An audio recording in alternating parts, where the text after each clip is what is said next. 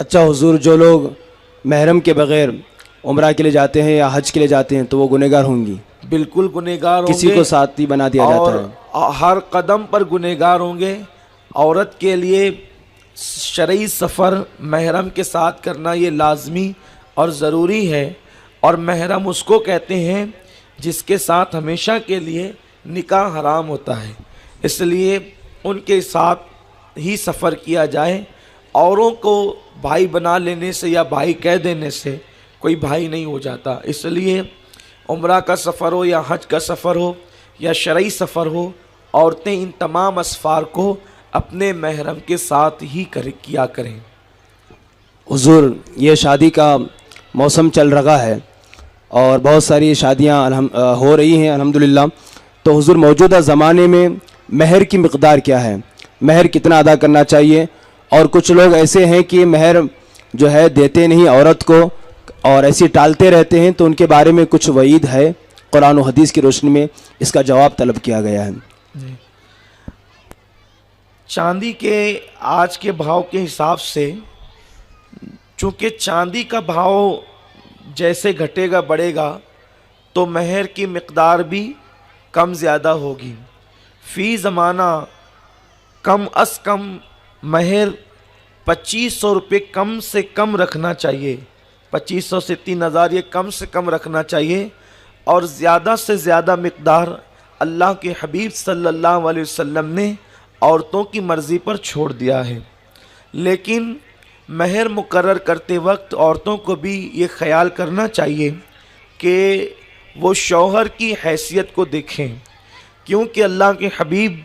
مصطفیٰ کریم رؤوف الرحیم صلی اللہ علیہ وآلہ وسلم نے ارشاد فرمایا، سب سے بابرکت نکاح وہ ہے کہ جس میں مہر کم سے کم مقرر کیا گیا ہو۔ اب کم سے کم کی مقدار یہی ہے کہ چاندی کے بھاؤ کے حساب سے یہ گھٹتا بڑھتا رہتا ہے، تو آج کے دور میں کم سے کم 2500 سے 3000 روپیہ کم سے کم ہے، یہ زیادہ سے زیادہ آپ کی مرضی پر ہے۔ اب لوگ جو ہے وہ نکاح کرتے ہیں، لاکھوں روپیہ مہر باندھتے ہیں لیکن ادا نہیں کرتے، تو فرمایا گیا کیمیائے سعادت میں امام غزالی رحمۃ اللہ علیہ نے لکھا ہے کہ جو نکاح کرے اور مہر ادا نہ کرے اور ادا کرنے کی نیت بھی نہیں ہے، تو ایسی صورت میں ایسا شخص کل قیامت کے دن زانی کی حیثیت سے اٹھایا جائے گا۔ اس لیے لوگوں کو چاہیے کہ وہ مہر ادا کریں، اور عورتیں بھی مہر کا مطالبہ کر سکتی ہیں، اور مہر کی رقم ملے تو عورتیں اس کو اپنے کام میں بھی لا سکتی ہیں اور اللہ کی راہ میں بھی خرچ کر سکتی ہیں۔ حضور، ایک سوال آپ کی بارگاہ میں نکاح سے متعلق یہ ہے کہ یہاں عام طور پر کرناٹک میں نکاح سے ایک دن پہلے رات کو لڑکی کو جو ہے وہ گھر کے آنگن میں بٹھاتے ہیں اور اس کے ہاتھ میں، پیر میں، چہرے پر ہلدی وغیرہ لگاتے ہیں، یہ شرعاً حضور کیسا ہے؟ جائز ہے یا ناجائز؟ دیکھیے، دلہن کو ہلدی لگانا یہ جائز ہے، اس کی وجہ یہ ہے کہ جسمانی طور پر بھی اس کے بڑے فائدے ہیں اور نفسیاتی طور پر بھی اس کے بڑے فائدے ہیں۔ ہلدی سے جسم کی بدبو دور ہوتی ہے اور اس سے رنگ بھی نکھرتا ہے، اور دلہن کو اس کی ضرورت ہوتی ہے، تو ایسی صورت میں ہلدی لگائی جا سکتی ہے۔ لیکن ہلدی لگانے کا جو طریقہ آپ کے یہاں یا ملک ہندوستان میں رائج ہے وہ طریقہ غلط ہے، کہ ایک لڑکی کو کئی عورتیں مل کر کے اس کے بدن پر ہلدی ملتی ہے۔ اگر دوسری عورت چہرے پر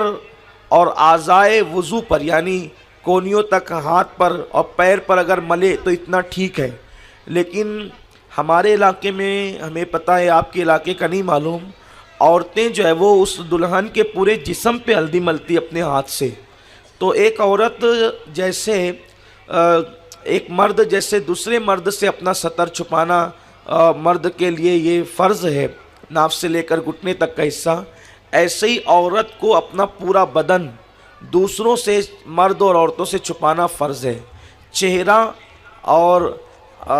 ہاتھ کونیوں تک اور پیر ٹکنوں تک،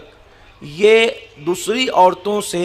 چھپانا، یعنی کونی کے اوپر کا حصہ، چہرے کے علاوہ کا حصہ، ہتھیلیوں کے علاوہ، اور یہ جو پیر کے ٹکنے ہیں اس کے علاوہ کا حصہ یہ عورتوں سے بھی چھپانا فرض ہے، کیونکہ عورت کا پورا جسم عورت ہے۔ تو اس لیے عورتوں کو چاہیے کہ وہ عورت کے جسم پر ہلدی اپنے ہاتھ سے نہ ملے۔ جس کی شادی ہے وہ اپنے ہاتھ سے ہی اگر اپنے جسم پہ ہلدی ملتی ہے تو جائز ہے، اور اگر عورتیں اس کے جسم پر اپنے ہاتھ سے ملتی ہے تو ناجائز ہے۔ لیکن فی نفس ہی ہلدی اگر لگائی جائے اپنے ہاتھ سے اپنے جسم پر تو اس میں کوئی قباحت نہیں ہے، بلکہ لگانا چاہیے، اس لیے کہ وہ لڑکی جہاں جا رہی ہے شوہر سے اس کی پہلی ملاقات ہوگی، اس لیے وہ جتنی نفاست کے ساتھ جائے گی، نظافت کے ساتھ جائے گی، اس کی آئندہ کی زندگی اتنی بہتر ہوگی۔ حضور ایک بات یہاں پر لوگوں میں یہ مشہور ہے کہ اگر کسی کا انتقال ہو جاتا ہے تو کہتے ہیں کہ جب تک کہ چہلم نہیں ہو جاتا ہے، 40 دن مکمل نہیں ہو جاتے ہیں، نکاح نہیں کرنا چاہیے، گھر میں فاتحہ نہیں دلانا چاہیے، 11ویں نہیں کرنا چاہیے، غریب نواز کی چھٹی شریف نہیں کرنا چاہیے۔ تو کیا حضور جب تک کہ چہلم نہیں ہو جاتا ہے کیا کر سکتے، کیا نکاح نہیں کر سکتے؟ جو لوگ اس طرح کی بات کرتے ہیں کہ میت کے بعد 40 دن تک کچھ نہیں کر سکتے، ہم ان سے پوچھتے ہیں کیا وہ نماز نہیں پڑھ سکتے گھر میں؟ ظاہر سی بات ہے، میت ہونے کے بعد کیا نماز نہیں پڑھ سکتے؟ بالکل پڑھ سکتے۔ تو جب میت ہونے کے بعد فرض نماز پڑھی جا سکتی ہے گھر میں تو نفل 11ویں اور فاتحہ کیوں نہیں دی جا سکتی؟ تو اس کی تو بالکل اجازت ہے۔ رہی بات نکاح کی تو لوگ شوق کرتے ہیں۔ اللہ کے حبیب مصطفیٰ کریم رؤوف الرحیم صلی اللہ علیہ وآلہ وسلم نے ارشاد فرمایا کسی بھی میت پر 3 دن سے زیادہ سوگ کرنا جائز نہیں، یعنی غم منانا جائز نہیں ہے، سوائے عورت کو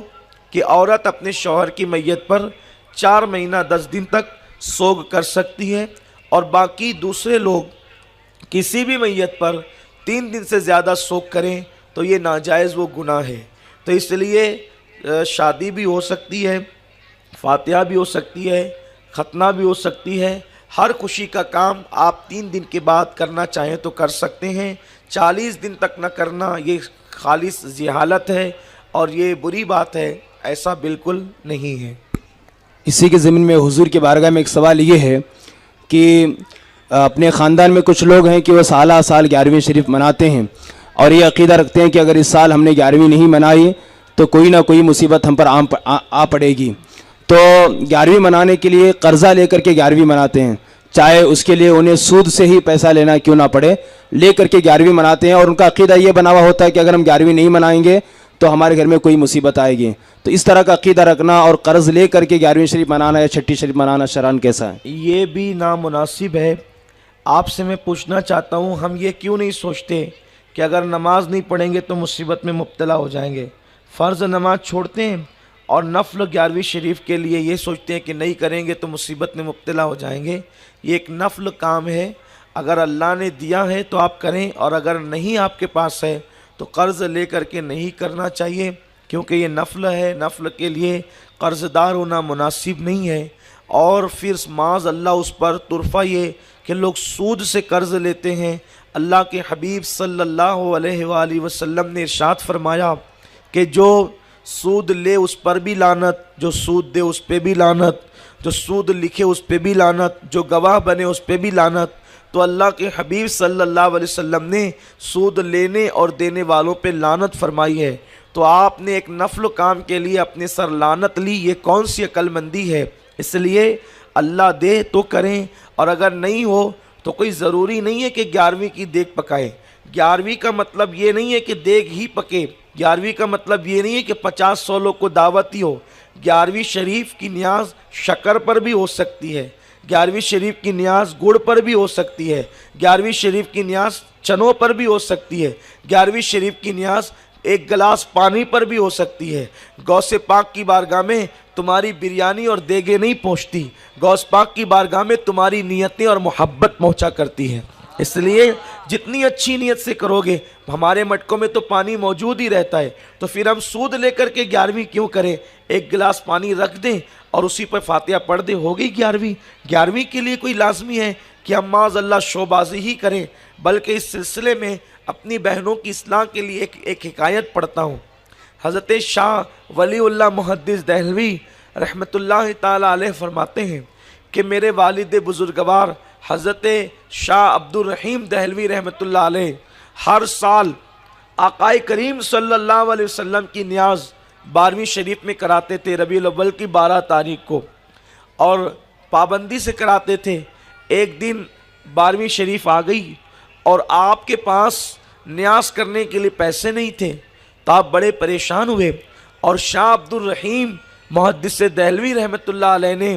گھر میں بھنے ہوئے چنے تھے، اسی پہ فاتحہ پڑھ دی، اور صدمہ تھا کہ میں کوئی لذیذ اور کوئی اچھی ڈش نہیں بنا سکا اس مرتبہ 12ویں شریف پر میلاد کے موقع پر۔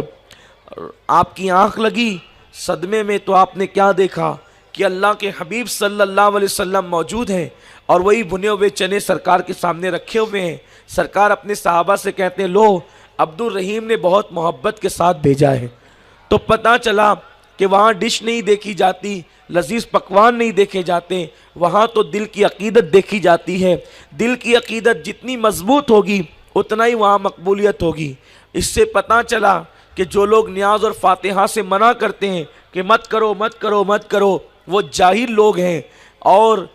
محدثین کا، اولیاء کا یہ طریقہ ہے کہ وہ ہمیشہ سے نیاز فاتحہ کرتے آ رہے ہیں۔ اس لیے اگر ہم چاہتے ہیں کہ ہمارے گھروں میں برکتوں کا نزول ہو تو اللہ نے دیا ہے، تو ہم بھی غوث پاک کی، غریب نواز کی، پنجتن پاک کی، بزرگوں کی نیاز کریں تاکہ اس کی برکتیں اللہ ہمیں نصیب فرمائے۔